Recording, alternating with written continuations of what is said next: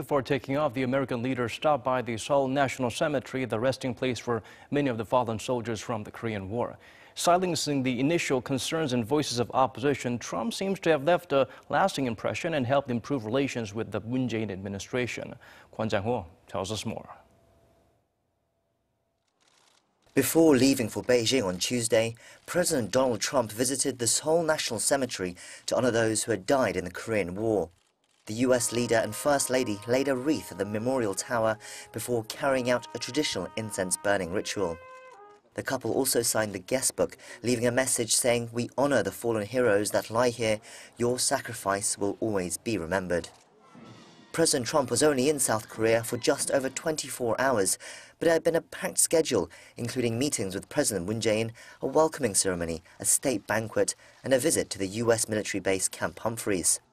He even tried to fit in a visit to the demilitarized zone on Wednesday, but that was cancelled mid-air when weather conditions forced his helicopter to turn around. It had been a surprising last-minute decision to go in the first place, as White House officials last week had categorically denied that he would be going due to scheduling difficulties. But Seoul's Blue House officials said that on Tuesday, President Moon had convinced him to change his mind. Trump was said to have been pretty frustrated, as it was something he wanted to do, according to the White House press secretary. Another photo opportunity at the DMZ would have sent a further message of improved relations with President Moon and South Korea.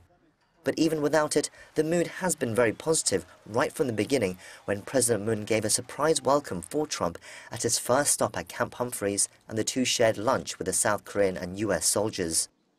Trump thanked President Moon for his hospitality on several occasions and even took to Twitter to express his gratitude.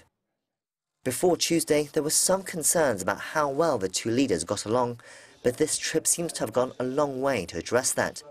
Eyes will now turn to Trump's meeting with Chinese President Xi Jinping, and whether that will also have as positive an outcome. Kwon Jang-ho, Arirang News.